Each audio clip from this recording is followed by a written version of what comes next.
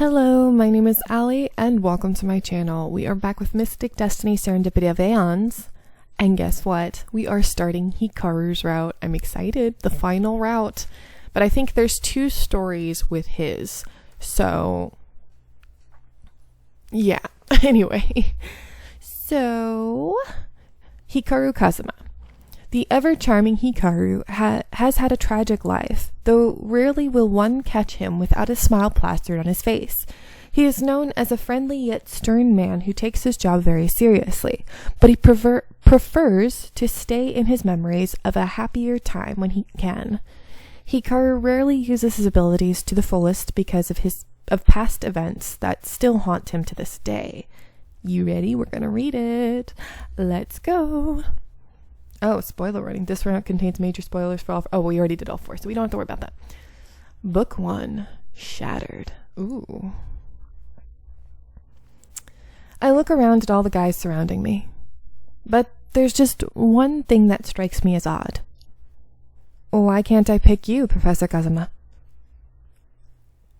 Because I'm not a student. This is for a grade. I forgot what I did with his voice, but oh well. I'm just going to use that, even though I've used that like with 5 voices in the last round. Look, this doesn't make sense. You're a professor. You probably know the most. And you're used to teaching people about things. And you were able to shield the entire class from whatever it was I did. You're the best person to help me. She's right. You can't fault her logic, Professor. True. Can't get out of this one, Professor K. Logic isn't Munchie. You'd have to contact this person outside of school hours. I'm a professor, so I don't think it'd be appropriate. But this isn't high school anymore, Professor K. I don't think anyone would care if you texted a student outside school hours. Right. I don't think any rules exist like that. All of the guys seem to be in agreement. As if it's already been decided, they start picking up their bags to get ready to go. Meanwhile, Hikaru is just standing there, looking as if the world just ended. I start to push myself to get up, and Hikaru seems to snap back to attention. He leans down and easily pulls me up. With a sigh, he turns to me.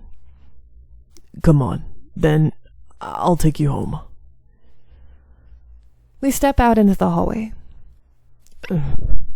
Hikaru is walking slightly faster than me, as if he doesn't want to be seen with me. As we walk, I begin to notice occasional stares, mostly from young women. Some of the looks are curious, but some of them are outright glares. I look at Professor Kazuma to see if he notices, but I can't see his face. The looks continue outside. Even young men are staring at us, though they seem either curious or confused. I'm honestly beginning to wonder what kind of reputation Hikaru has on campus. I mean, I know he's good looking, but this seems a little excessive. After a few minutes, we finally make it to the parking garage. I'll be right back. When he returns, it's with his car, a black sporty coupe. Somehow I'm not surprised. Yep. It just seems to fit with his model-esque aesthetic. He pushes open the door for me, and I get in. I take a moment to appreciate the soft black leather of the seats and the faint smell of coffee in the air. I'm sorry. I should have said this earlier, but my apartment is close enough to walk to. Not a problem. You look pretty shaky, so getting driven is probably the best option. After I give him my address, there's no other sound besides the quiet hum of Hikaru's car. He seemed really friendly around everyone else, but with me, he acts so strange. Maybe he doesn't like me. Maybe that's why he seems to resent me picking him so much. But I don't know the guy. I didn't do anything to deserve this. I begin to feel seriously awkward about the entire situation. I guess I did really push myself on him, didn't I? I mean, maybe that's the reason he doesn't like me. But he's the one who made me choose. I'm so conflicted. I'm not sure what to say. But I can't take the silence anymore, thinking that he's sitting there hating me. So I blurt out a random question. That day in the business club, why did you stare at me like that? Huh? The car swerves a little off the road, hitting the edge of the sidewalk before Hikaru rights it again. That's an interesting reaction. Whoa, what was that about? Hikaru finally looks at me for just a moment. Sorry about that. To answer your question, you just looked a lot like someone I used to know.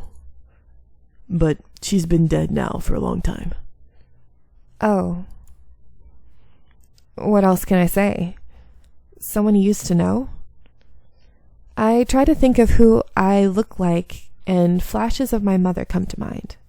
Oh. My stomach reflexively knots, and I try not to think of her face. No, that's highly unlikely. Shizuka probably doesn't frequent the kinds of places a young man would. Besides that, as far as I know, she isn't dead. A disturbing thought occurs to me then. One that asks if I would really even care if she was. I shove it to the back of my mind. Finally, we stop in front of my apartment. Without really looking at me, Hikaru begins to speak carefully. You seem tired. So you can tell me your situation when we see each other next. But if you really don't know anything about the supernatural world, I guess I can tell you this much. I'm pretty sure that you're part of a special class of humans known as sorcerers. For some reason, I can't figure it out. You hold immense power for such a young sorceress. Your power seems to sporadically release when triggered by an emotional event. So essentially, I'd just like you to avoid these until we can get your powers under control. Sounds good? So, I really am a sorceress now? I'm not entirely sure how to react to this information, but I nod. Well, it makes sense, so yeah, I'll try my best. I was fine all day through school today anyway. Alright, good. Well, you should be okay to walk on to your door, so... I feel a little dejected by how casually he's trying to get rid of me, but I obey and start to get out of the car. Then I make a split-second decision to say what's on my mind. I turn around to face Hikaru. I'm sorry about forcing you into this.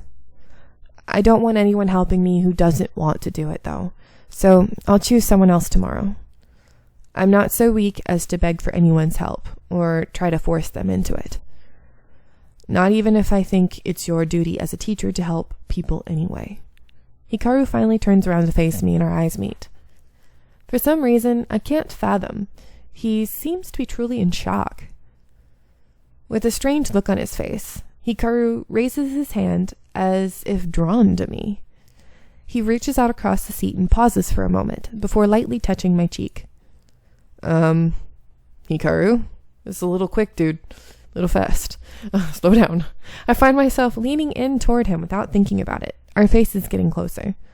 I can't help but be mesmerized by the intense cold of his eyes. Color, not cold. Are you sure you're not? Of course you're not. You're Munchie, right? I don't know how to respond to this, but Hikaru quickly removes his hand and leans away from me. I really feel like Shizuka's part of this. I don't know about you, but I feel that way. He turns away from me and somehow I feel a little sad. I'm really sorry about that. I don't know what happened there, to be honest. I also apologize if I came off as rude, or like I don't want to help. That's not it. It's just, I accepted this task, so I'm going to go through with it. You were right. As your homeroom teacher and as someone who can do this, I should be the one to help you. Please understand that any issues I have are personal ones, and nothing to do with you. I'm sorry. Hikaru pauses a moment before, leaning over me to reach into his glove box. Sorry, my chair made a noise. I had to adjust. I'm uncomfortable. He takes out a piece of paper and pen and writes something down. Here, my contact information. information, same thing. Please don't hesitate to use it if you need me. Thanks. I get out of the car thoroughly confused, but feeling a little better about the situation. I can only watch Hikaru drive off into the approaching night with conflicted feelings. I sit down in my chair just as the class is about to start. I have to remind myself not to bite my lip while I look around. I have to say, this is the first time I think we've seen this background. Is it just me? I feel it is. After yesterday, my history class was suddenly switched to Professor Kazama's with little explanation. I didn't even know he taught normal classes, and finding out about it this way has left me feeling off balance. I'd heard that life in university can be hectic, but after what happened in the basement, I don't know. Was I really expecting it to get better? I sigh and slump in my seat. At least there's no exploding classrooms this time. Well, I hope not anyway. I mumble to myself and sit back up. I get the feeling Hikaru wouldn't appreciate me sitting like that in his class. I snort.